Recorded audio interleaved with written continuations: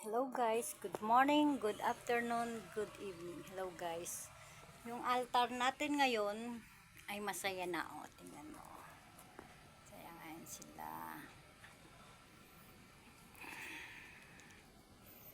Hello guys. Good morning, good afternoon, good evening. Ang topic natin ngayon guys, tungkol sa mga babaeng mapanghusga na nagmamalinis, di ba? Yun ang topic natin ngayon guys. Ako nga pala guys, my father is soldier before. May blood din ako ng Japanese. Ang great grandpa ko si Kenichi Nakamura. Someday, I want to go to Japan. Wish ko sana makarating ako sa country ng aking grandpa. Gusto ko mag-work doon. Gusto ko mag-work sa Japan. Dati, hindi ko akalain na marami pala akong kalahi. Marami pala akong kamag-anak. Akala ko dati nag-iisa lang ako guys. Kaya nagpasalamat tayo sa Facebook. Nagkaroon ng cellphone. Nagkaroon ng contact ang bawat magkakalahi. Nakontak ko una yung kuya ko. Lumaki kasi kaming hiwa-hiwalay. Ako yung bunso. 8 kami. 4 na lalaki, 4 na babae. Pero guys, tumindig ako sa sarili kong paa. Hindi ako umasa sa kanila. Lumaki akong mag-isa. Katunayan nga daw nakapag-aral. Grade 1 lang ako. Ganon ako katapang guys na tao. Matapang ako sa lahat ng laban. Lalo pag ako'y nilalait. Lalo na yung naglalait sa'yo, hindi naman disente o perfectong babae, di ba? Nakakahiya nga lang banggitin dito yung pangalan kasi ayoko rin siyang mapahiya. Pero sa mga friend at nakakilala sa amin ng partner ko, yung binabanggit ko, kilala nila yon.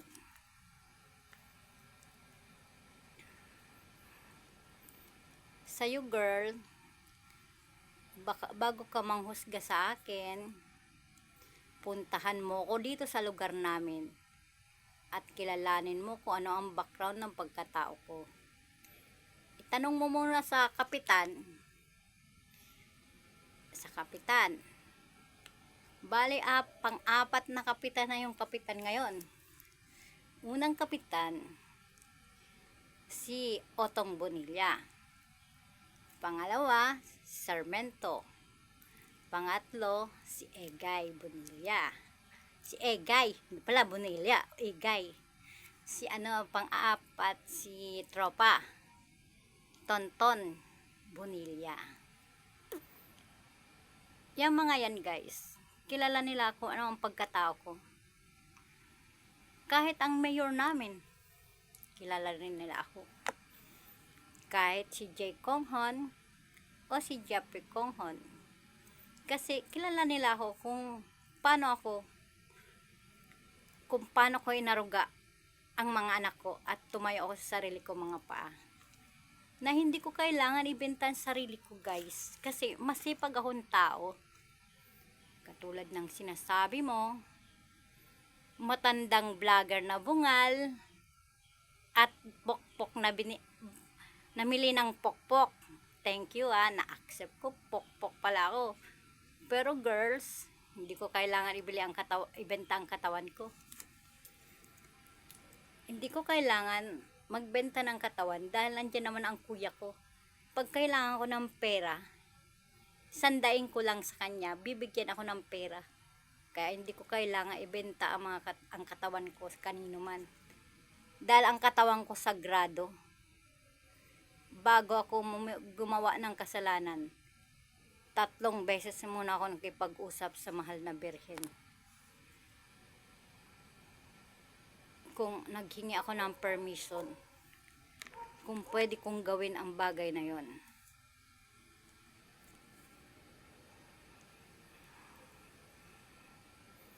Pero ako, may alam din ako sa'yo. Alam ng asawa mo.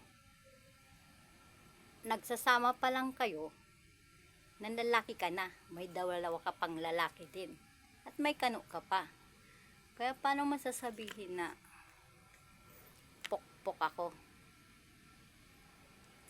Kaya mo patunayan yan? Hindi ko kailangan magpokpok. Masipag akong tao.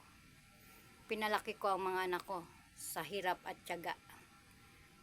Tumayo ako mag-isa. Pinalaki ko yan sa mabuting pamamaraan. Naglabada ako dati. Planchadora kung sino tumawag. Linis ng bahay.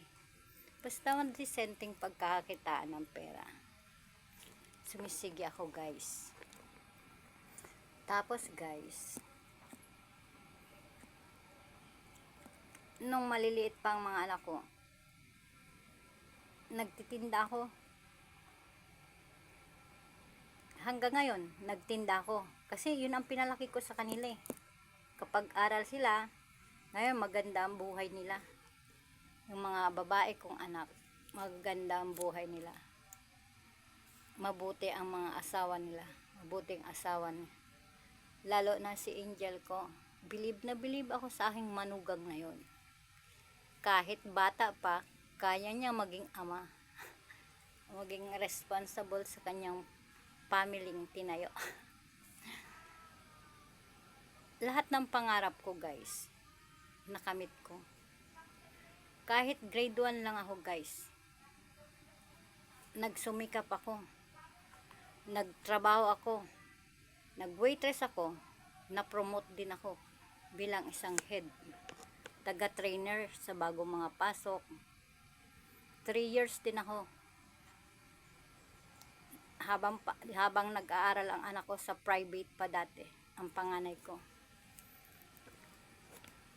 Tapos, guys,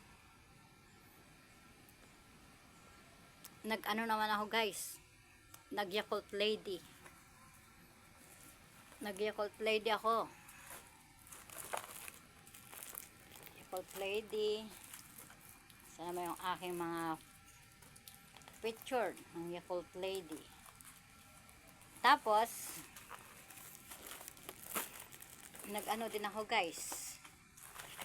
Naging manager ako ng ayan, guys. Ayan, nag-Yakult lady ako. Kaya dati sa munisipyo lagi ako nagtitinda. Yakult. Ayan. Ilan years din yan. 2005 tsaka ano din ang 2016. Yakult lady ako, guys. Yan. Nag-manager din ako ng personal collection. Yan ang una ko. Ito, nung pangalawang ano ko. Yan, guys.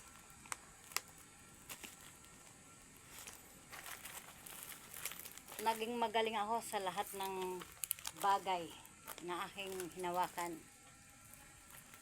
na negosyo o anumang hawakan ko.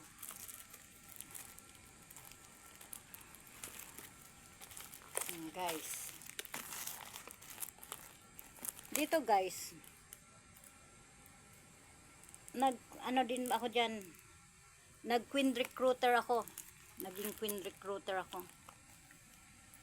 Sabi ko sa manager ko, kaya kong agawin yan trono mo. Isang araw ko lang yung trinabaho, guys. Nakuha ko sa kanya ang trono niya. Ayan ang mga awards ko. Yan. Kung gaano ba ako kagaling sa pagboboxer, sa marami yan. Ayan. Nag-first lagi ako. Ayan, guys. Laging nasa purse ako. Katunayan na kahit di ako nakapag-aral, kaya kong magtagumpay. Dami yan, di ba? Ayan. Kaya wag mo akong minamata na sasabihin mong pok ako. Ikaw, may mga awards ka na bang mapakita sa mga trabahong pinasukan mo? Ayan ang una kong mga awards. Oh. Yan.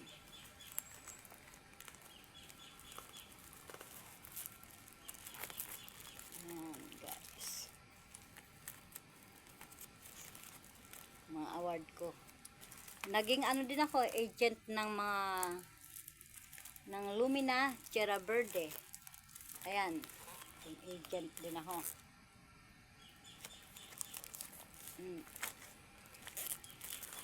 Aya, paano masabihin pokpok ako?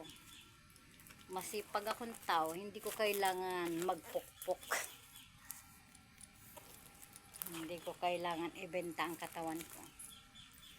Baka ikaw yun. Ito nga pala ang brother ko. Ganyan ang father namin. Hapon na hapon talaga. Ayan. Ayan naman ang mga anak ko. Yan guys. Ganyan tayo ka-pretty dati. Siyempre, nagkakaedad na tayo. Yan.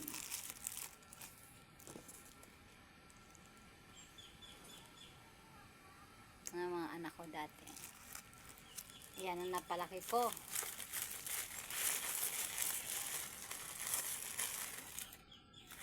Tapos guys, nakaano rin ako guys. Nag 50k gold din ako. Nag 50k gold ako guys. Yan. Ang bilang, ang anong capacity ko kasi guys, pang 3 manager. Bumenta ako ng 77,000 ang group sales namin guys. Ayan yung mga ano namin, mga flyers. Yan. Ang pinamibigay pag nagre-recruiting ng mga bagong membro. Nag-aral din ako guys ng ALS. Nakagraduate din ako ng elementary sa ALS. Ayan guys. Aral ako ng ALS. Tapos guys, nag-aral din ako ng dressmaking. Ayan ang certificate ko sa dressmaking. Ito ang mga ano ho, pugay tagumpay. Ayan guys. Kaya sorry ka, hindi ako pokpok no. Hindi ko kailangan magbenta ng katawan. Kailangan ibenta ang katawan ko. Kasi hindi naman ako tamad. Kaya kong kumita ng pera at pag-aralin ang mga anak ko. Kaya nga tayo nagtatrabaho, di ba? Para sa ating mga anak. Pero wala naman ako ngayon kailangan pagtrabahuhan. Kasi nakatapos naman ang mga anak ko. Nakapag-aral, nakapag-asawa na. Yung panganay ko nga lang ang walang tigil sa pag-aaral. Pero okay lang. Kasi libre naman, may scholars ni Mayor. Tsaka school assistant din siya sa koleyo. May allowance siya. Kaya thank you kay Mayor. Thank you sa mga kaibigan kong tapat sa akin. Dito sa amin lugar guys, kilalang kilala ko. Mabata, mamatanda, mamay asawa, o dalaga o binata. Ang tawag nila sa akin dito sa lugar na to guys, mahal. Ang mga kagawad, tawag naman din sa akin nila love. Tinanong kong bakit. Di ba tawag sa'yo mahal? In English lang namin, kaya love. Ayun. Thank you for my watching. I love you. Ayan. Ikaw girls, nagsabi sa akin matandang bungal na pokpok.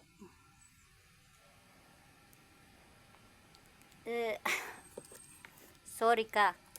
Alam ng asawa mo na may lalaki ka rin. Habang nagsasawa pa kayo. Dalawa pa ha. At may kanok ka pa. Kaya wag kang magmalinis. Baka tamaan ka ng kidlat dyan sa kinatatayuan mo. Tapos ang lakas pa ng loob mo mag-post ng God. Hindi ka na nahiya. Post mo si God, si Mama Mary. Ganyan ba talaga ang mo? Buksan mo natin ang puso nating dalawa. Makikita sa mas busilak pa rin yung puso ko sa'yo. Sana magkaroon lesson ang sinasabi ko sa'yo. Di naman ako natakot sa'yo. Kaya kitang harapin. Pwede nga rin kita ipa-deport eh. May ate kaya ko. Yung boss niya nagtatrabaho sa airport. Pwede kita ipa-deport sa pabalikin ng Pilipinas at di na makabalik dyan sa pinupuntahan mo. Kaya wag ka nangangalaban ng di mo kilala. Thank you for watching. I love you.